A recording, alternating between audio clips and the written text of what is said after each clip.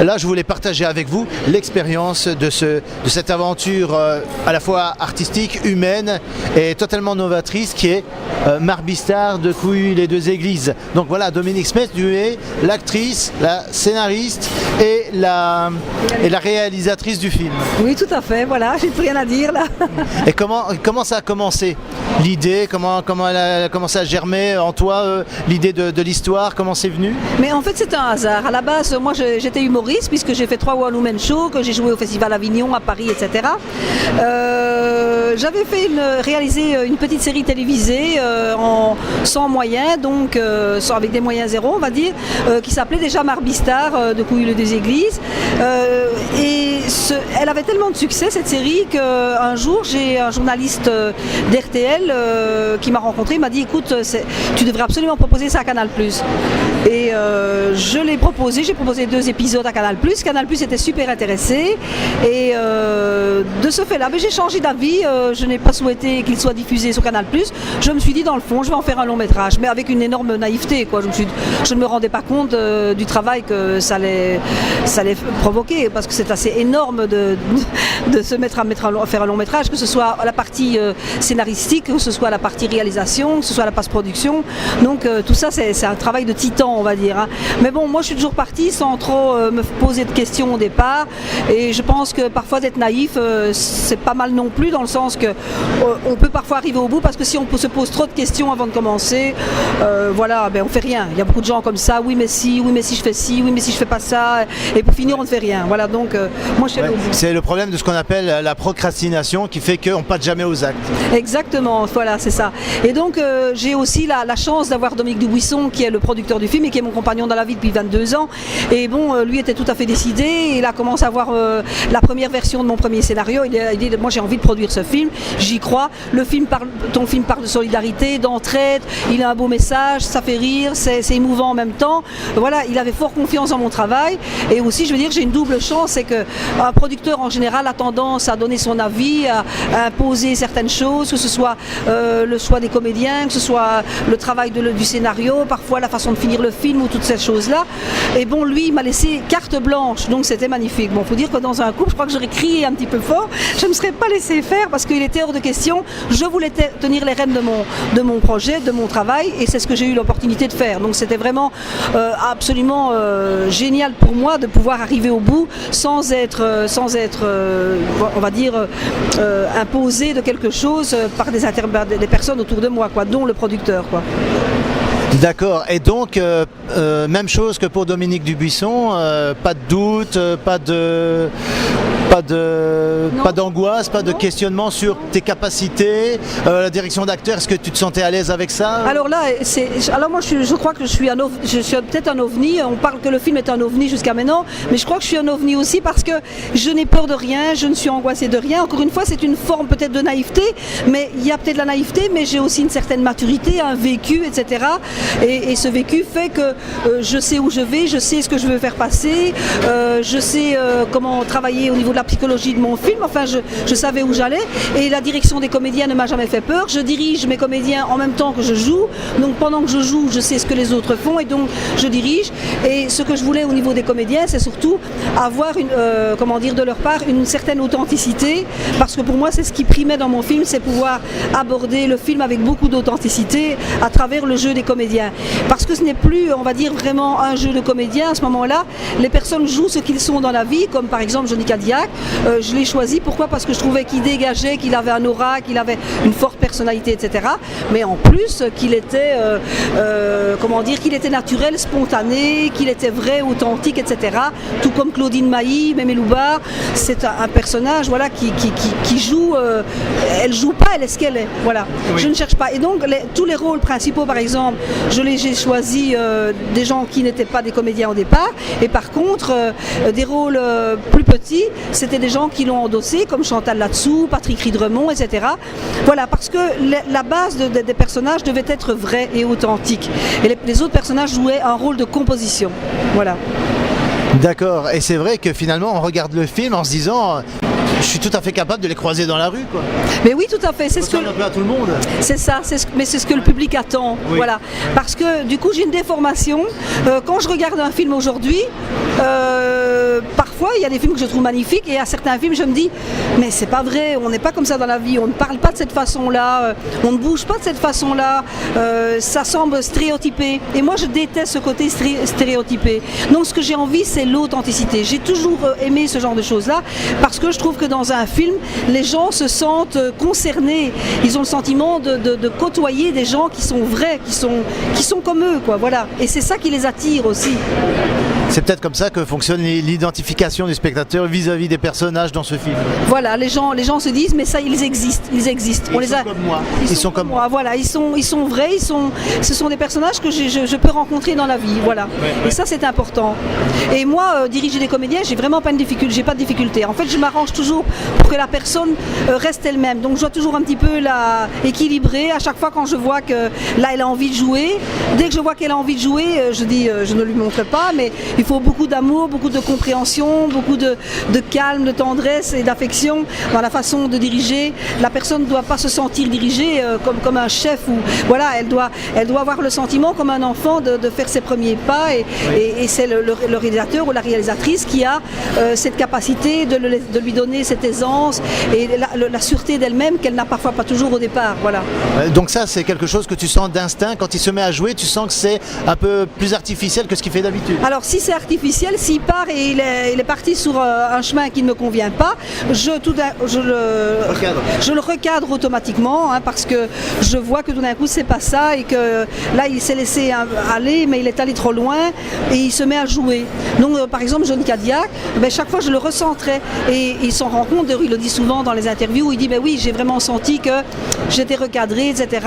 mais c'était pas désagréable parce que c'est fait un peu comme un enfant, tu lui demandes de faire quelque chose, mais tu le demandes avec gentillesse. Il n'a pas le sentiment qu'il est dans l'erreur préalablement. Et quand on le fait recommencer, je m'arrange toujours pour qu'il ait le sentiment que, oui, mais c'est parce qu'on essaye une nouvelle prise et que voilà, peut-être que la suivante sera meilleure que la première, etc. Il ne doit jamais avoir le sentiment que la prise est mauvaise. Voilà. Sinon, il perd les pédales et il est mal à l'aise, il n'est plus sûr de lui, il a peur, etc. Et donc, moi, mes comédiens n'étaient pas dans l'angoisse, ils étaient toujours à l'aise. Et je vais dire, c'est même plus facile de diriger des gens qui n'ont jamais joué que des gens qui ont joué. Alors il y a des gens qui ont joué déjà un certain nombre de fois, qui sont excellents spontanément parce qu'ils ont déjà une forte personnalité, ils sont super à l'aise, etc. Et puis il y a des gens en même temps qui ont déjà joué et qui eux par contre sont justement stéréotypés, ils jouent toujours à peu près de la même façon, ils ont trouvé une sorte de musique comme ça qui est toujours la même mais moi parfois ça me dérange, voilà. Ils ont déjà un tic de jeu. Peut-être, oui c'est peut-être ça, voilà, un tic de jeu, voilà. Trop d'expérience et ils sont assis dans ce qu'ils savent faire le plus et sans vraiment explorer de nouvelles choses. Voilà, mais moi je pense que de toute façon, oui, ceux-là pourraient explorer si c'est un rôle de composition, mais mes comédiens, c'est pas un rôle de composition, ils jouent eux-mêmes. Et moi, c'est un rôle de composition évidemment, parce que je joue une femme pas très évoluée, qui est naïve, etc., qui vit sur sa planète, qui est complètement à côté de ses pompes. Mais c'est super, hein, tu es complètement dans le rôle, le personnage, tu le maîtrises à fond, comme tu dis, tu l'as exploré, tu l'as étudié dans les petits courts-métrages que tu faisais avant, voilà, parce que c'est le même personnage finalement. Alors non, pas du tout. En fait, Marby, dans la série télévisée, c'est pas du tout ça. Marby est limite débile, quoi. Et c'est pas du tout la même. La série n'est pas représentative du film du tout, parce que la série, elle est drôle, mais elle n'a pas de message. Elle ne dénonce rien, elle n'a rien à dire. C'est juste un style, un genre, on va dire, qui m'est personnel dans la façon d'aborder l'humour. Mais dans le film, il y a vraiment l'émotion, ça dégage. La personne qui fait pleurer, c'est moi dans le film, c'est mon personnage de Marby, ce qui n'était pas le cas dans la série. Et les personnages, même si je fais rire aussi, hein, mais par mes bêtises, etc., par mon immaturité, etc. Mais Johnny fait rire aussi par sa personnalité, son côté complètement à côté de ses pompes aussi. Il se gourre complètement, il croit vraiment qu'il est producteur de bovins, qu'il est producteur d'artistes, alors qu'il est simplement un producteur de bovins, qui est devenu un producteur d'artistes, donc il connaît rien au show business, quoi. Ah d'accord, donc voilà, tu n'es pas nécessairement parti du personnage que tu avais exploré dans les courts-métrages pour rendre plus épais ce personnage de Marby Star dans la version long-métrage. Mais pas forcément parti de là. En fait, c'est pas compliqué. En écrivant le scénario, je savais que mon personnage était un personnage immature, un sort de Tanguy au féminin. Donc je savais qui elle était. Au moment où je vais jouer, je commence pas à dire, je vais faire ci, je vais faire là, comment est-ce que je vais le jouer. Je me pose aucune question. C'est comme si je prenais un verre d'eau, je bois, je joue, c'est tout. Je me pose pas de questions et j'y vais. Et le personnage a le tempérament qu'il a par rapport à ce que je ressens, que je dois être. Mais je me pose jamais de questions. Je le joue avec spontanéité, quoi. Donc tu es plutôt une actrice, comment dirais-je, une actrice, il y a un terme pour ça, une actrice plutôt dans l'intuition, oui, intuitive. Oui, intuitive, voilà, spontanée, qui se pose pas de questions. Je sais qui je suis. Au moment où tu sais qui tu es, tu joues, tu es ce personnage et voilà, tu le joues jusqu'au bout et tu le ressens tel que, voilà, y a pas de, je me pose pas de questions, quoi. J'ai jamais aucune question avant en me disant voilà, comment est-ce que je dois jouer cette scène, etc. Donc c'est assez pratique. Et donc par exemple quand on avait les prises, en général la première prise était bonne. C'est-à-dire souvent dans mes rushs, quand j'ai choisi, j'ai pris la première généralement, à moins que je sois à côté de Johnny et que j'ai besoin d'une autre prise par rapport à Johnny ou un problème de perchman ou un problème de son, etc. Mais en général la première était la bonne parce que je savais où j'allais, je savais ce que je voulais faire et je n'avais pas de questions que je me posais, quoi.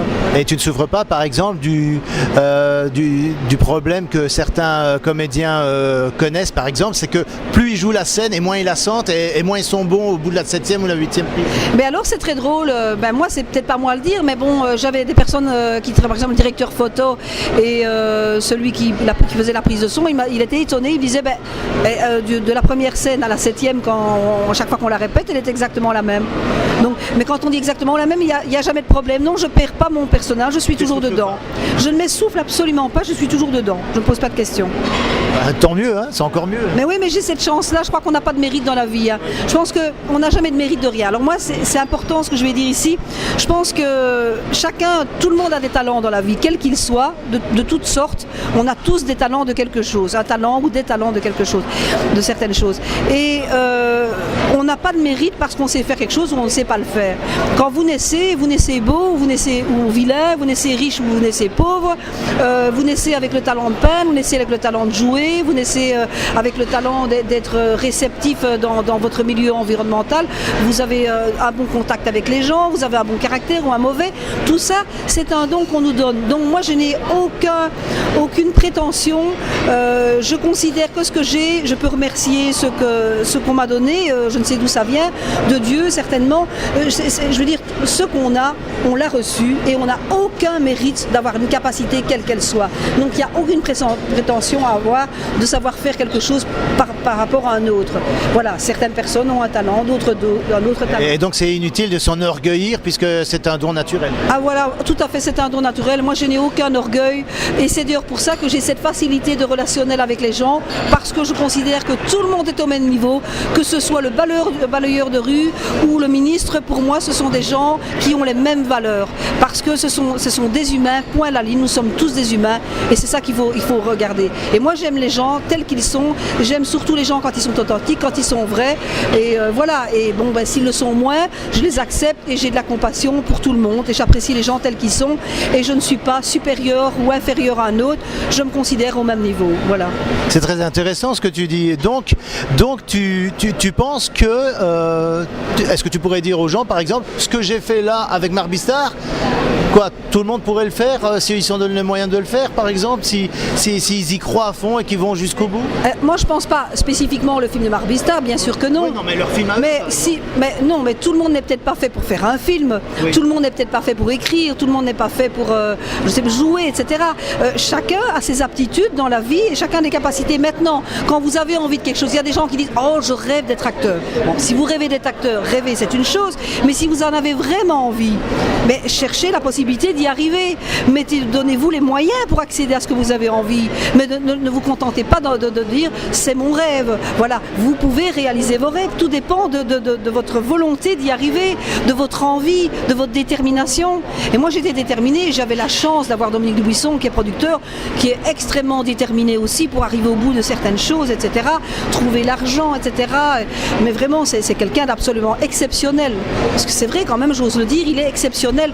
Personne, je suis sûre, dans le monde n'a fait ce que lui a fait.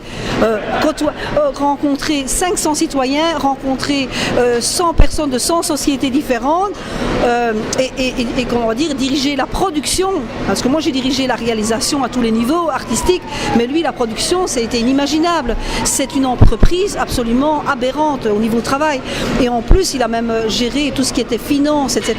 Parce que gérer des finances 1,5 million dans les mains, vraiment quand même il faut savoir le faire. Tout le monde était payé, les gens qui devaient être payés ont été payés. On a de dettes avec personne, bon, c'est grâce à lui. Donc on a quand même, comment dire, on se sent valorisé d'avoir réussi ce genre de choses quand même. Voilà, on est content d'y être arrivé, quoi. Et alors je voulais dire aussi, c'est important dans la vie de ne pas avoir, comment dire, d'idées de, comment est-ce qu'on appelle ça, d'idées préconçues sur les gens. Voilà, entre ce que les gens représentent et ce qu'ils savent faire. Il y a des gens, vous savez, ils vont porter une chemise et une cravate et tout d'un coup, ils sont valorisés. On dit, ah ben oui, tant mieux, c'est pas n'importe qui, monsieur porte des chaussures de chez Attel, porte la cravate, un costume, etc. Ou madame est toujours habillée strictement, etc.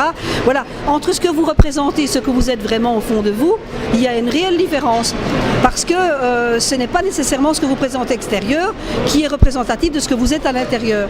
Et voilà, moi, c'est vrai que quand j'ai commencé à diriger au départ, l'équipe était un peu sceptique, ils se disaient mais c'est qui cette fille blonde, parce qu'encore une fois les blondes bien sûr, une blonde qui porte des robes à petits pois et qui, alors qu'elle est habillée dans son costume de personnage, va diriger d'autres comédiens. Puis ils ont vu jusqu'au bout comment je m'y prenais et que c'était tout à fait plausible.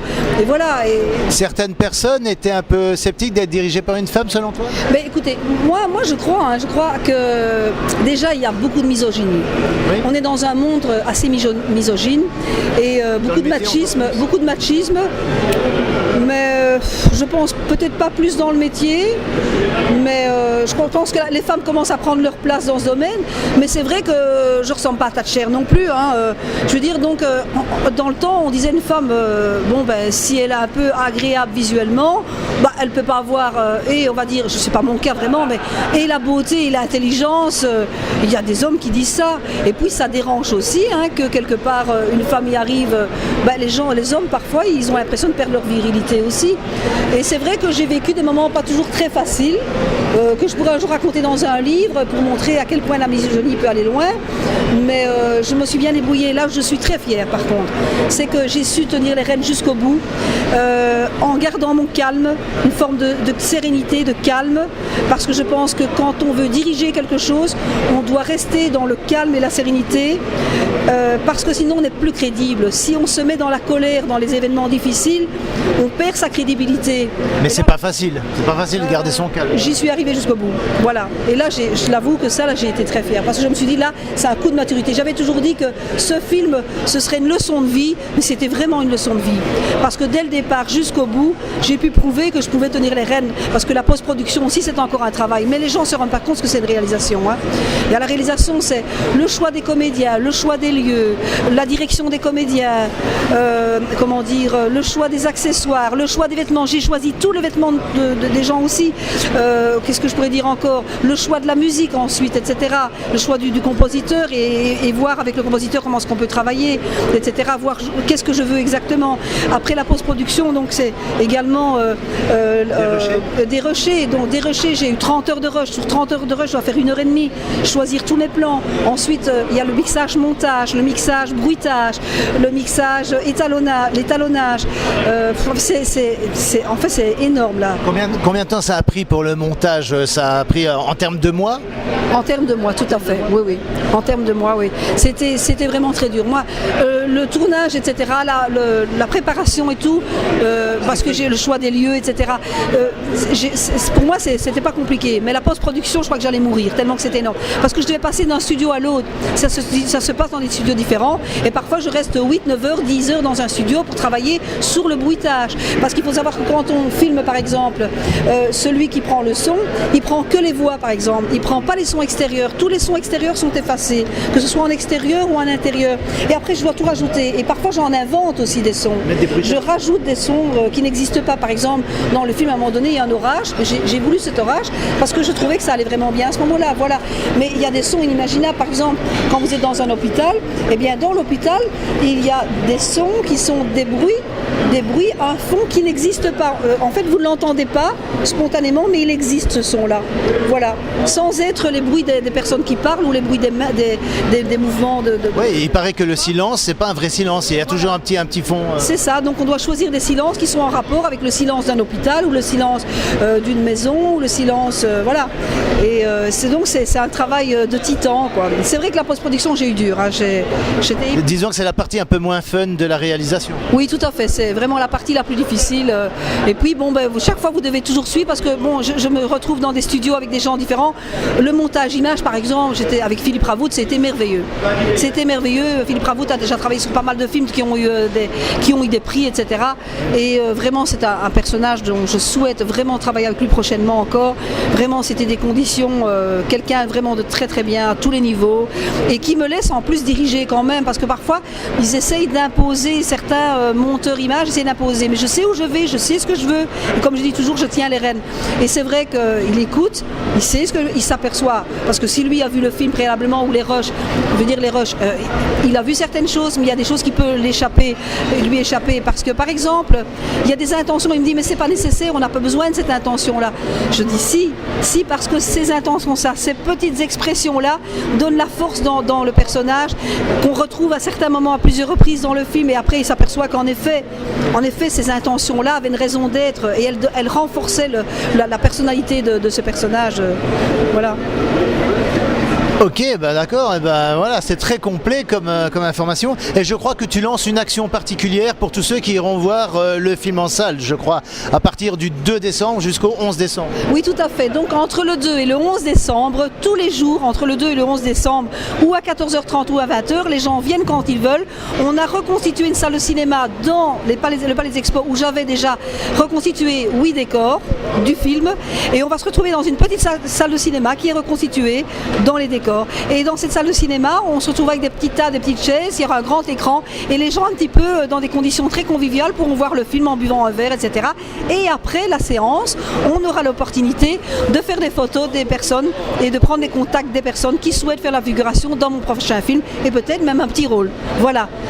C'est très intéressant tout ça. Et les personnes qui viendront écouter cette interview audio sur le blog, est-ce qu'ils peuvent aller sur le site Marbistar pour se renseigner auprès de toi? Oui, tout à fait, il y a tout ce qu'il faut, et puis il y a un site, le site de Marbistar, etc.